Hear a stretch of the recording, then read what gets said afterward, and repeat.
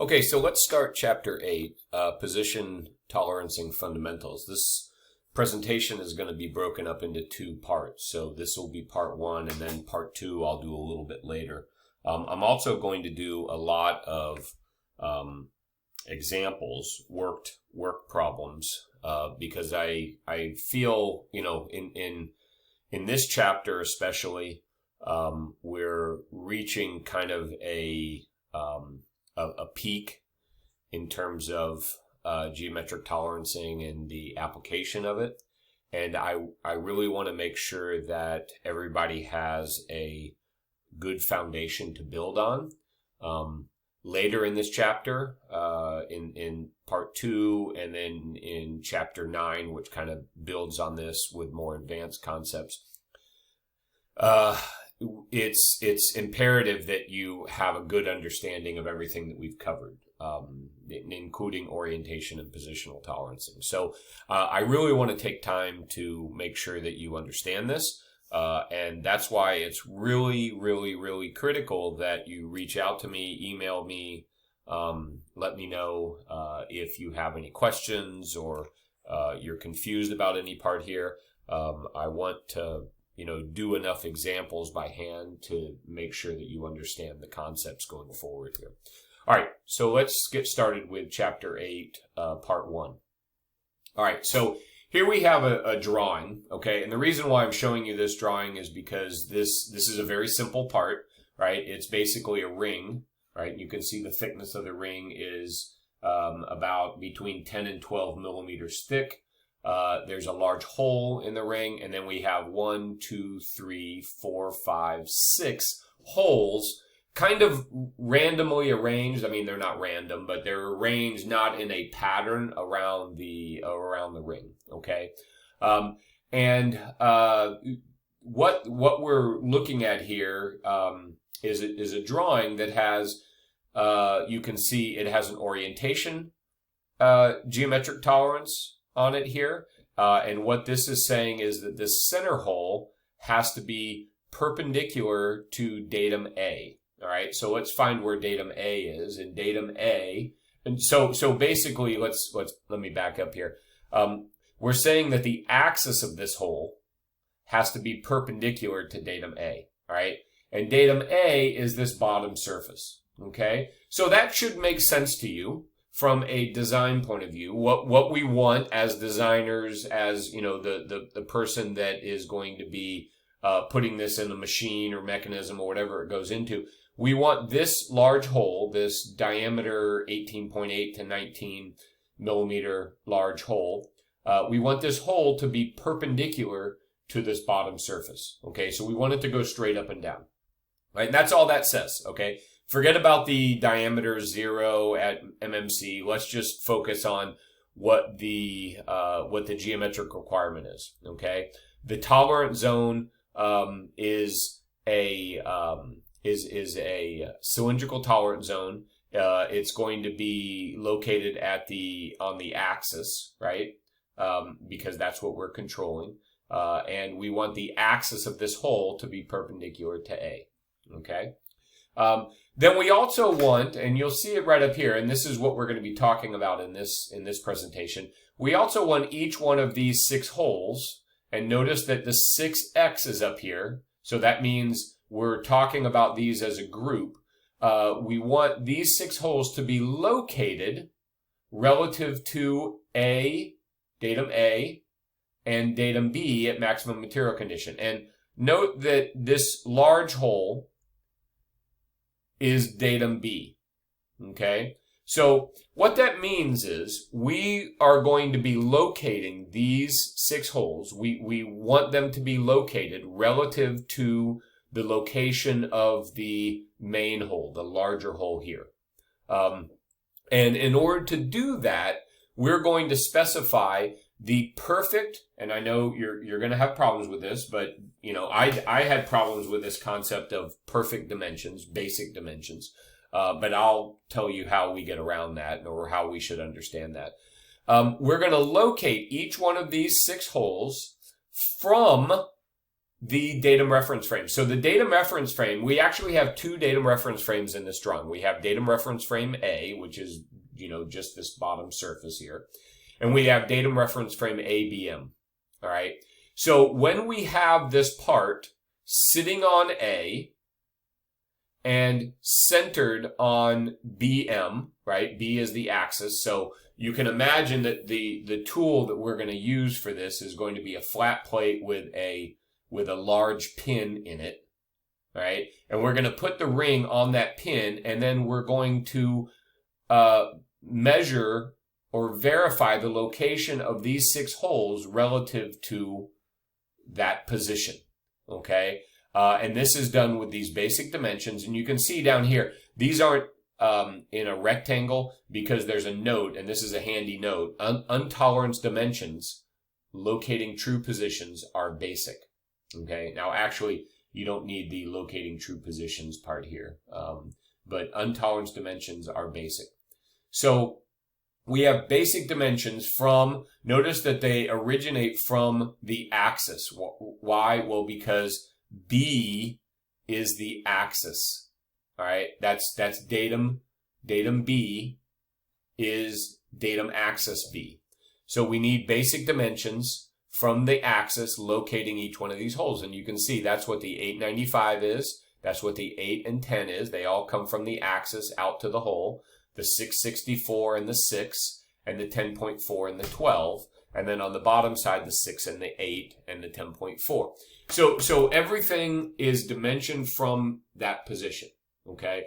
And so that's where we get our positional tolerance. Okay. The tolerance zone for each one of these 6 holes is defined as a diameter tolerance zone of 0.3 millimeters in diameter at maximum material condition. So what is the maximum material condition of this hole? It's the minimum size, 330.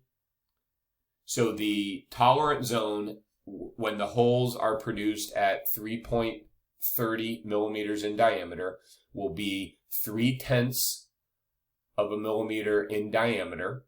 Okay. And the tolerance zone is going to be fixed. That is, it's not able to move. It's going to be fixed in space exactly at the locations defined by the basic dimension. All right. So kind of the way to understand this is that these holes can move provided that the axis of the hole does not leave the diameter 0.3 at MMC tolerance zone. Okay. So now that we kind of have a sense of what's going on here, albeit an incomplete sense of it, let's move on to the requirements that we need to use a positional tolerance. Okay. So these are the requirements, or these are what you need to apply a positional tolerance. Positional tolerances can only be applied to features of size. You cannot use them on surfaces of any shape. All right. Only features of size. So that means only holes or cylinders or slots or notches or tabs. Okay. Only features with thickness or diameter dimensions. You must have a datum reference. All right. In the same way that orientation tolerances need datum references, positional tolerances also need to have datum references because you need to know what you're measuring from. All right. The location, the position. You may use single or multiple features, right? And if I go back here, you can see that this defines the positional tolerance for 6 features, right? Because the 6x is associated with this. So single or multiple features. Features of size must be located from the datum reference frame with basic dimensions. All right, that's big. That's different. Now, this is different from the orientation. So we're adding another thing from the orientation tolerances. Now we move to positional tolerances. And what we're adding is that you must locate the features that we're controlling, the features of size that we're controlling must be located relative to the datum reference frame with basic dimensions. And we have that here. Where is the datum reference frame? Well, it's ABM right there. That's the datum reference frame for this tolerance, okay? Now, what is the location of the tolerance zone relative to datum A? Well, it's a perfect 90 degrees, right? The tolerance zone this is what we're talking about. We're talking about the tolerance zone for each one of these 6 holes, which is a diameter of 0.3 at MMC, right? So a diameter of 0.3. Think of that as a straw, like a little drinking straw. The drinking straw is going to be perpendicular to datum A, and it's going to be located with basic dimensions from datum BM, right? Which is datum axis B, all right? So it must be located with basic dimensions. The tolerance zone shape is determined by the functional requirements of the feature. So here, the tolerance zone shape is a diameter. Why? Because the holes are what we're trying to control. So it makes sense. If you have a cylindrical feature of size, you have a cylindrical tolerance zone. Now, if you want to get fancy, you do not have to have a cylindrical tolerance zone with a cylindrical feature of size. If you leave off the diameter symbol here in the tolerance value, then you are creating a rectangular, or actually a square tolerance zone. Okay, a square tolerance zone. We don't want to do that. That's goofy. That's like special, you need very special reasons to do that, but you can do that. All right. So the bottom line is, basically 99.99% of the time, you want to make sure cylindrical tolerance zone has a cylindrical tolerance value. Cylindrical feature of size has a cylindrical tolerance zone. Square, or rectangular feature of size will have a square or rectangular tolerance zone. Okay. All right. So the last bullet here is maximum material condition modifiers are applicable RFS, MMC, and LMC, right? Obviously, material condition modifiers are only applicable for features of size, but hey, we can only use positional tolerances with features of size. Okay? All right.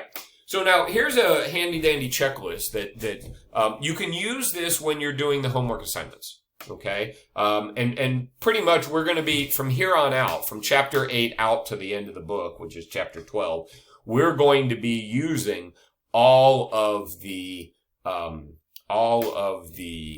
geometric tolerances, right?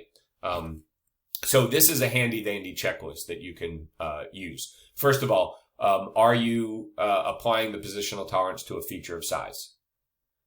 Check. Is there a datum reference frame reference to the features of size? Okay. If so, how many degrees of freedom are you restricting? We're going to talk about what this means. Okay. We already have a little bit when we talked about datums. But we'll talk about this more.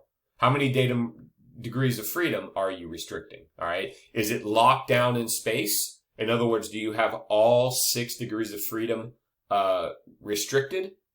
Do you have a rotational degree of freedom that is still available because the part is a part that rotates, or can freely rotate? Do you have a translational degree of freedom left?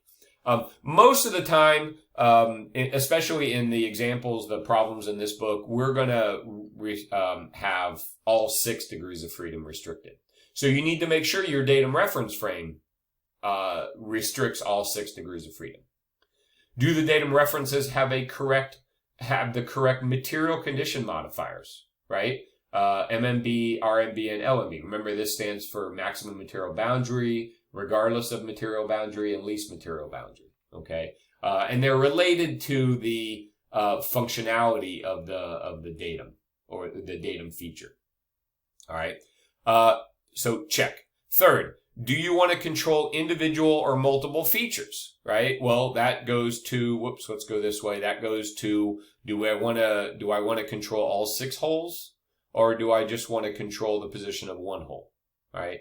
If all 6, I need to hang this under that. If it's an individual hole, then I can't put this under the 6x. All right. I have to call out that individual hole and put this under that individual hole. What is the shape of the tolerance zone? Cylindrical, rectangular, square. The tolerance value must reflect that. Check. Does it have the correct material condition modifiers? Now, we're going to talk about this, but For the tolerance, for the positional tolerance, MMC is typically used for clearance fit applications. RFS is typically include or used for interference fit or axial alignment. Think of axial alignment like the alignment that would be required for bearings, right? So if you're using positional tolerance on like something where you need the axis of the part or feature to line up with the axis of some other part of the design, then you'd use RFS. And then LMC, least material condition, is used to preserve wall thickness. Now we'll do an example of this too, okay? Check. And then finally, are the features located from the datum reference frame with basic dimensions? So do you have the features located with basic dimensions? Check. All right, so that's your little checklist. That's a good thing to have on hand. So like I said, you might want to print this page out especially and just keep it by your side when you're working on the problems. All right, there's different ways that we can structure the feature control frame for positional tolerancing. The feature control frames on the left are kind of the run-of-the-mill, the typical feature control frames. This one's for an inch. How do I, inch feature or inch dimensioning system, how do I know that? Because there's no leading zero here on the 0.033. This one's for metric. Again, how do I know that? Well, there is a leading zero here. All right. So that's the giveaway on that. All right. Ignore the ST in there. That stands for statistical tolerancing. And that's actually one of the very few things that we're not covering in this book. So, you can just ignore the ST. We can also have a two single segment feature control frames. Notice that we have two separate feature control frames. What's interesting to note here is that they're both positional tolerance. So how does that work? Well, the top one is the more restrictive one in terms of the datum reference frame. All right. So you can see on this one, it's going to be locked down in space. A, B, and C basically means that we're going to lock it down in space with all 6 degrees of freedom. There's not going to be any translational or rotational degrees of freedom left. All right. But the tolerance value is going to be the larger one, typically. Okay. Well, not typically, always, always. At the bottom feature control frame is going to be a refinement of the top one. So what this is saying, let's imagine that datum feature A is a bottom plane. So like we could say it's like this right here.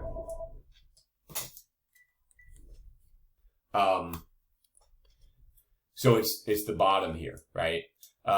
And that's going to be limited by that's going to be located by the angle, a perfect basic 90-degree angle relative to A. So each one of these axes, right, because that's what we're controlling, each one of these axes on the whole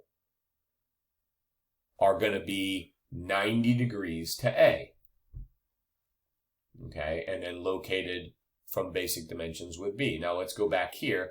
So what does this do then? All right, so this further refines the rotational degree of freedom, essentially, because that's what A is in my example here. The rotational degree of freedom, it tightens that down. Okay, so just a little rule of thumb, couple things to remember when you see this two single segment feature control frame. And we'll have some examples with this later on, but just a couple things to remember. Okay, first of all, the top feature control frame is going to have a larger tolerance value than the lower one. 0.024 is larger than 0.015. So the top one has a larger one than the bottom. Second, the bottom feature control frame is going to have less datum references than the top one.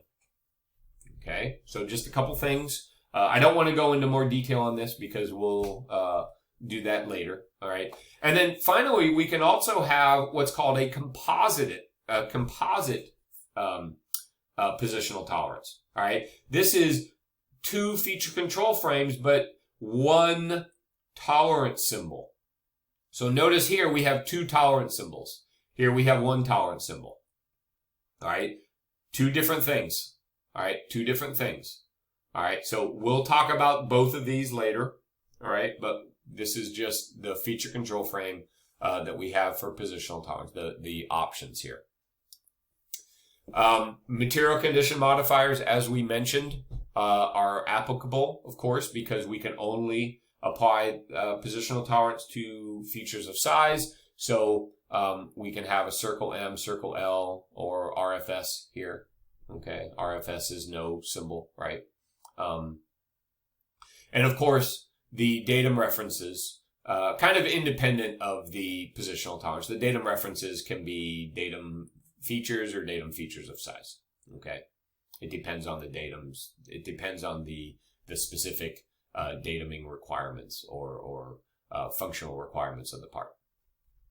All right, so here's another example. Let's just kind of go through this and have a look at this. All right, so here we can see that, well, we have how many datum reference frames do we have here? Well, we have ABC on this feature control frame, and the only other feature control frame is this one, and we also have an ABC on this one. Okay, so we have one datum reference frame for this part, one datum reference frame for the part, and that datum reference frame is ABC. All right, so A is the bottom surface of this plate. This is like a little plate with a with a vertical part coming up on the right hand side, and you can see the vertical part right there. So it's a flat plate with a little edge on it that rises up a little bit. Okay. A is the bottom surface. B is this top the top edge, right there. B is the top edge, and C is this back surface on the right. And you can't really see it. It's on the back side of here. So C is the back surface on the right here. And the first positional tolerance here is the large hole, diameter 14 plus 0.8 of a millimeter minus 0. All right. And we want to have that positioned within a tolerance zone of 0.4 of a millimeter at maximum material condition. The MMC size of this hole is 14, so if we produce this hole at a diameter of 14 millimeters, the tolerance zone is going to be 0.4 of a millimeter. All right, the tolerance zone is a cylindrical tolerance zone, and it is located precisely on the axis, the perfect axis of that hole. Right? And so basically what this says is that the hole here, the diameter 14 hole, the axis of the diameter 14 hole, when we make it, must be within a tolerance zone of 0.4 of a millimeter, located perfectly at this location. So where is this location? Well, it is 18 millimeters from B. It is 32 millimeters from C. So the 18 and the 32 identify the perfect location of this tolerance zone. And the hole must be made such that the axis of the hole that we create must lie within that perfect tolerance zone. All right, that perfectly located tolerance zone, I should say. Okay. And it's 90 degrees relative to A, right? Because A is the rotational, has the rotational degree of freedom on it. Okay. So, and then these other four holes, diameter 4 plus 0.25 minus 0, have a positional tolerance of 1/4 of a millimeter, 0.25 millimeters at MMC. The MMC size of these four holes is 4 millimeters, right? 4 minus 0, 4 millimeters. Same degree, same datum reference frame. So what this is saying is that there are 4 tolerance zones that are perfectly positioned at these perfect locations, 24 and 24 relative to this 12. We go 12 from here and 24 across, 12 from the center, 24 across. So they are also likewise located from the datum reference frame B, C, and A. All right, and the holes must lie within the manufactured holes. As we drill these holes or whatever, the axis of the drilled hole must lie within this 1/4 millimeter tolerance zone at MMC, located relative to A, B, and C. Okay. All right. So what does this mean? Let's look at this another way. Okay. So in practice. So positional tolerance on holes, and we've been doing a lot of positional tolerancing on holes, and that's probably the most common application for positional tolerances is the positional tolerance on holes, like holes that we use to put fasteners through, or pins, or axles, or anything like that, shafts. So the positional tolerance for a hole describes a zone that has a defined shape, size, location, and orientation. So if we look at this drawing, right, the top part is a drawing.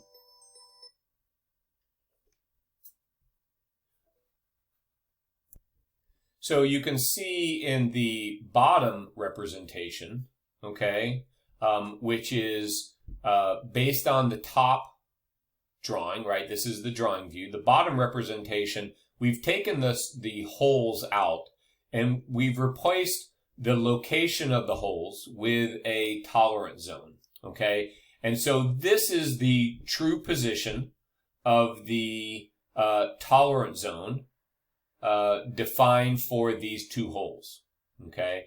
The axis of the actual holes must lie within that tolerance zone, right? So here the tolerance zone is 0.024 inches at maximum material conditions. So if we produce holes of 625 minus 0 in diameter, or 625 inches in diameter, 3/8 of an inch in diameter, a hole at that size the center of that hole can be anywhere within this blue circle. And the blue circle is a 0.024 inch diameter tolerance zone, okay? And notice that the tolerance zone cannot move. The tolerance zone is fixed, 0.825 inches above the B datum and 0.9 inches to the right of the C datum. And then this other tolerance zone is 1.575 inches further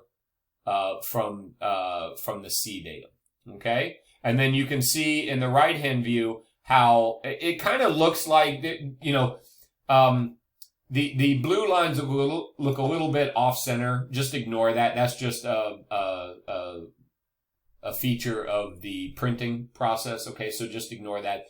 The blue should be centered on the center line, and it's a perfect 90 degrees relative to A. Okay. So if we move on, let's see about the adoption of the material condition modifier. So the first one we'll look at is regardless of feature size. So when there's no material condition modifier, that means that regardless of feature size is what we're doing, right? Because it's a feature of size, regardless of feature size. And we use RFS for holes used in interference fits or press fits or axial alignment, anything like that. Okay. And basically what this means is, as the term states, regardless of the size of the feature, this is the tolerance. This is the tolerance zone. So what is the feature that we're talking about? Well, the feature is the hole. So here's the hole size, 0.5 minus 0 plus 10 thou, right?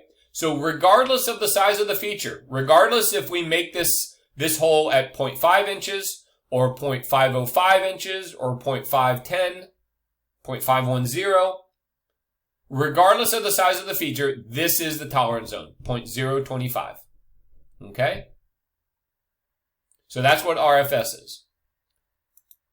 Now, MMC, if the tolerance zone is prescribed for the maximum material condition, that is the smallest hole, in this case we're looking at the example as holes, then the zone expands by the same amount that the hole is increasing in size. Whoop, there's a little typo there. The hole is increased in size. Okay? So, the first thing you might be wondering is, why would you do this? Why would you want an MMC? Okay, so let's think about it this way. let's say we have a pin that goes in this hole. Okay, that's what the hole is designed for, to accept a pin, a locating pin or whatever, any kind of pin, doesn't matter. And the pin is going to be produced at a size of, let's say, 0.475. Okay, 0.475. All right. So, if we produce and that's a clearance condition, right? The pin is smaller than the hole. So 0.475 is what we produce the pin at. That would be maybe our maximum material condition for the pin. If we produce the pin at 475 and we make a hole at 0.5, the maximum material condition for the hole, we don't have that much wiggle room, right? The pin is 475, the hole is 0.5. So we need to keep a tolerance zone that is relatively tight. However, if we make the hole at its largest size, 0.510, 0.510 with a 475 pin is going to be a huge clearance. So therefore, we can accept more tolerance. We have more positional tolerance error that is acceptable. In other words, we can be more off on the hole if we make the hole as large as possible, which in this case is 0.510. And so that's why the tolerance zone grows as the hole deviates from its MMC size.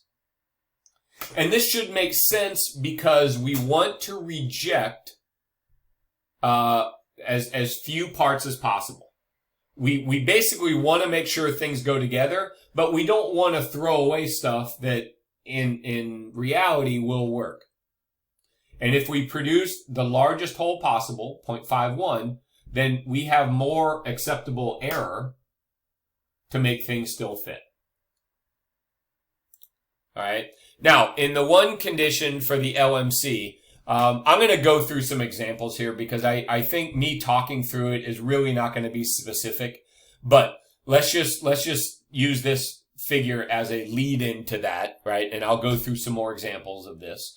But when we talk about wall thickness, we're talking about like the wall thickness here. So notice we have a boss, right? That's the raised cylinder here with a hole through it, right? So this is called a boss, the raised cylinder.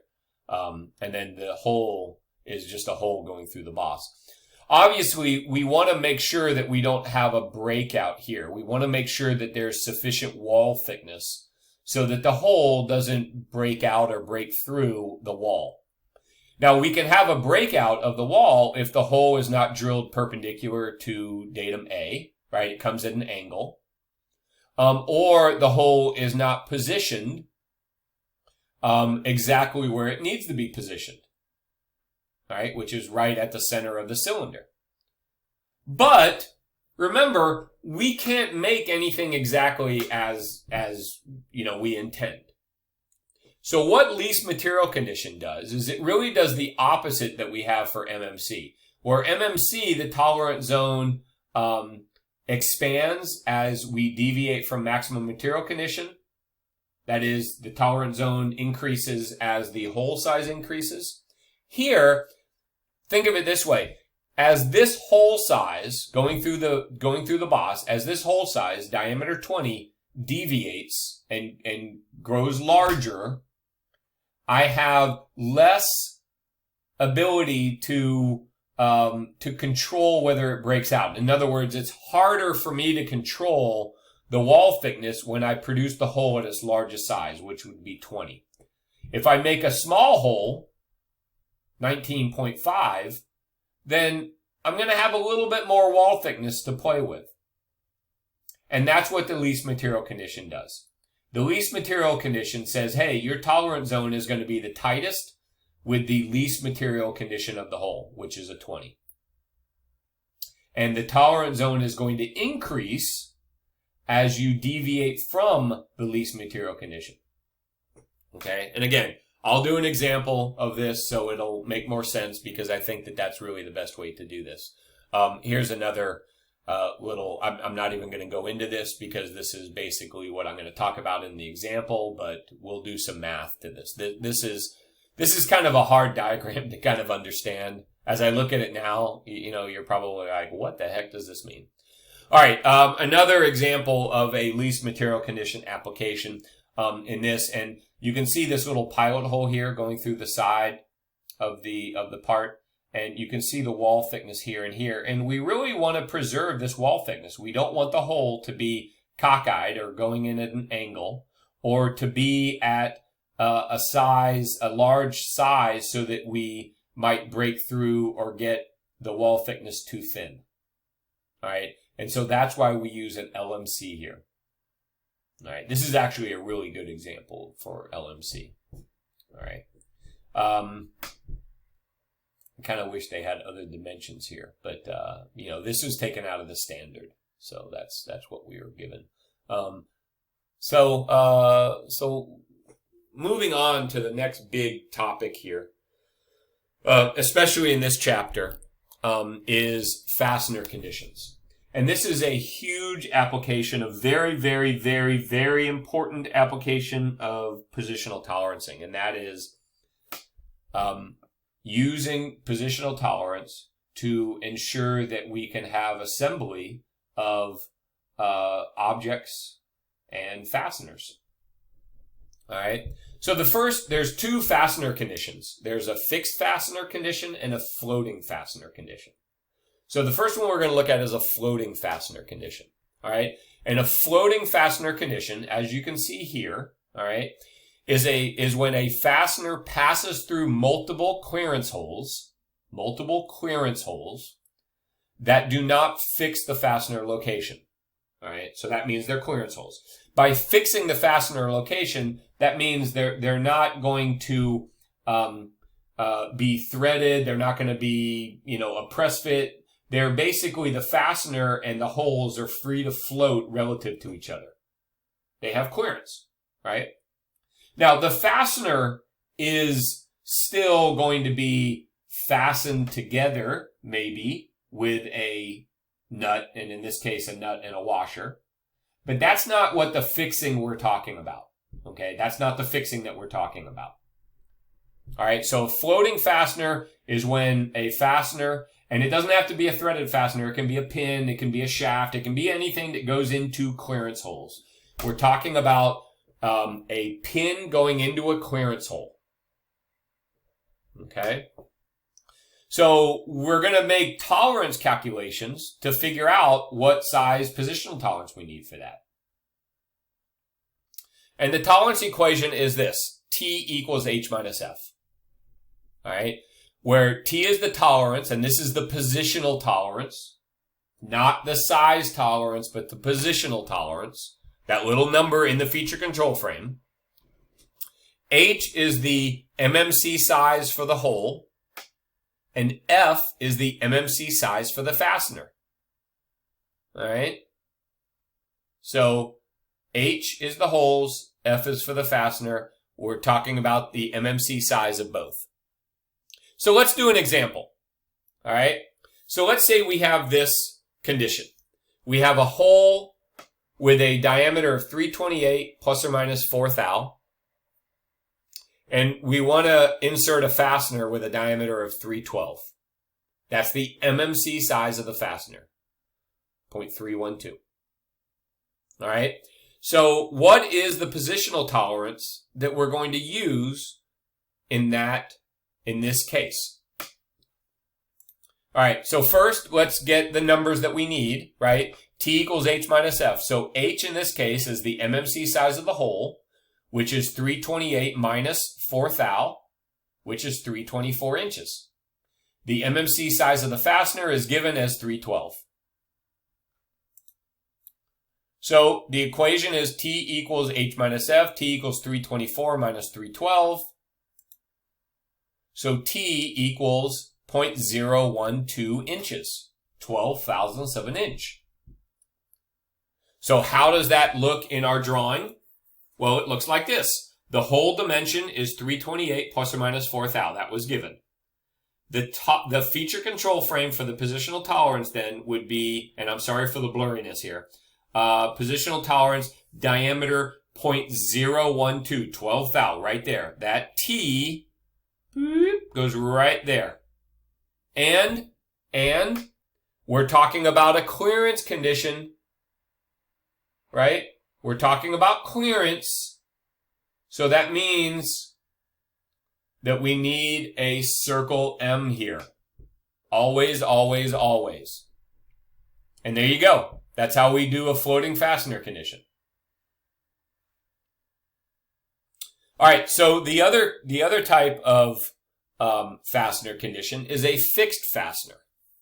And a fixed fastener is where the fastener passes through multiple holes and one hole fixes the fastener location. What does that mean, fixes the fastener location? Well, one hole is threaded, right? So there you go. One hole is threaded. So this is a fastener that's screwed into, that is inserted through a clearance hole and threaded into the other feature, the bottom feature. Now, we're going to look in chapter, chapter 9, I think. Chapter 9, I think. We're going to look at different configurations here. But the simplest configuration is the fastener passes through one clearance hole and then is threaded into a second hole. Or tapped hole. Only one part fixes the location, right? You can't have two threaded parts. That just doesn't work. I mean, you know that if you don't thread a screw into two different threads. Right? It goes into one threaded feature. The positional tolerance calculation uses the clearance hole and fastener MMC sizes. So it really is the same thing. It's the same thing that we just did. The equation, though, it changes slightly. Now the equation is T equals H minus F quantity divided by 2. H minus F quantity divided by 2. Before, it was T equals H minus F. Now it's just, we're going to take that and divide it by 2. That's it. T is still the positional tolerance applied to all the holes, threaded hole and clearance holes. H is still the MMC size of the clearance hole. And F is the MMC size of the fastener. So let's look at an example. So we have a hole. The hole has a size of 296 plus or minus 3 thou. And we want to insert a fastener that's 1/4 inch at MMC. So here, let's get our numbers. H is the MMC size of the clearance hole, which is 296 minus 3 thou, or 293. F is the MMC size of the fastener, which is 1/4 inch. 293 minus 1/4 inch equals 0.043 divided by 2 is 0.0215. The tolerance, the positional tolerance, which we need to put in our feature control frame, is 0.0215. And so this is, whoops, that is not the right number. Sorry, let me go back here. Let me just do a little markup here. This is not right. That is not right. This should be, oh no, that is right. I'm sorry. Ha! All right. Let me go down here and let me erase that. Where's my little erase thing? Erase all ink on slide. There we go. I'm sorry. I looked at that wrong. This is completely correct.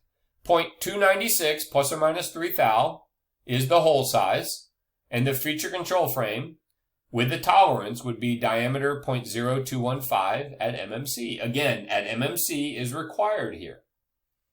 All right. Sorry about that last kerfuffle at the end. All right, so that's part 1. I'll drop part 2 shortly, but in the meantime, what I'm going to do is I'm going to do some examples, okay? And I'll upload those too. And these are going to be examples from application problems. All right, so make sure you do that. Look at those videos. And if you have any questions, please email me. Okay, goodbye.